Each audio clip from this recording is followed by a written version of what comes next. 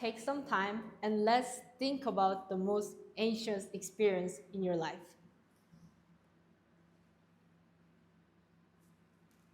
What was it? How did you feel?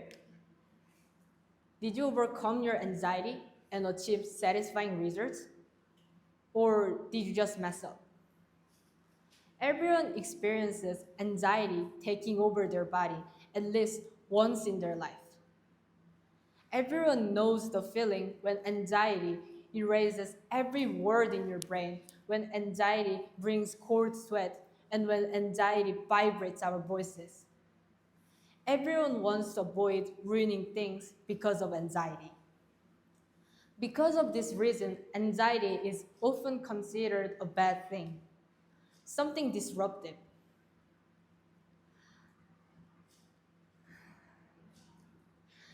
That's why people usually want to know how to kill it.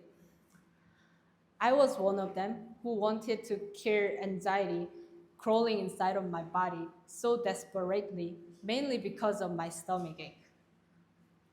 However, what we need to know is how to control it rather than how to kill it. I used to believe that anxiety dragged me down, kept me from getting my best results, and ruined my works. Nonetheless, now I believe that anxiety can lead me to grow if I can be a friend with it. To be friends with anxiety, first, we need to recognize the roots of it. According to Carl Rogers, anxiety comes from the incongruence between our real self, who we genuinely are, and our ideal self, who we aspire to be. This gap is common to everyone to a different extent, and it derives us towards self-actualization. For instance, the gap between our ideal self of getting a perfect score and our real self of not understanding the subject can cause anxiety. This anxiety will exist during the test, pushing us toward our goal, mastering the materials. Based on this, now we can redefine anxiety from something disruptive to our body reaction to foster self-actualization. Because everyone has some incongruity, anxiety cannot be killed for our nature to pursue self-actualization. The key here to manage anxiety is self-worth. We need to acknowledge that we cannot be our ideal self, but there must be some differences. This acknowledgement associated with self-worth can reduce permanence of anxiety, but keep the motivation toward our goal. Another way to manage anxiety is highly related to when we feel anxious.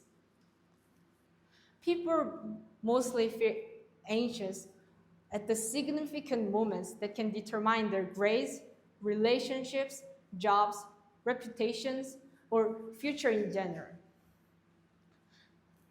At these critical moments, most people are haunted by the fear of failure. However, a change starts with a small shift of perspective. Turn your head up and look at the opportunities of growth. And feel how small the difference between fear and excitement is.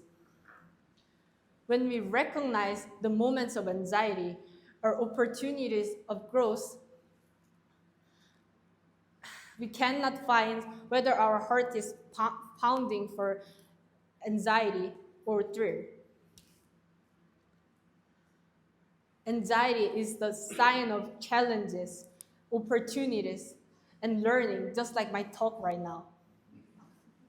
My heart is beating so fast that I can even hear it now, but I cannot tell if it's for fear or excitement. However, I can tell you this certainly, that this talk is allowing me to grow and achieve at the same time. The last way to deal with anxiety can be drawn through noticing the necessity of it. Anxiety is a natural emotion which is reacting to the potential threats that might adversely affect us. That's why anxiety can increase efficiency and motivates people when it's moderate status. Besides, people who lack the anxiety also have other problems, such as mistakes from overconfidence or lack of sensitivity to danger. Without a doubt, anxiety is an essential emotion for ourselves. By accepting this essential need of anxiety, we can prevent anxiety from combining with other negative emotions and further giving a harmful influence.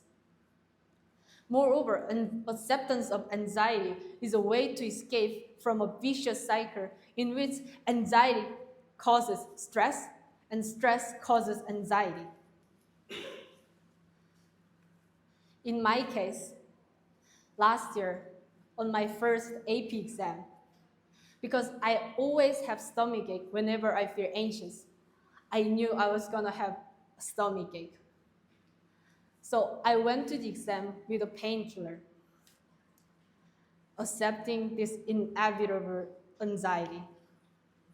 Surprisingly, I didn't need to take it, even though my hands were shaking and my voice was vibrating.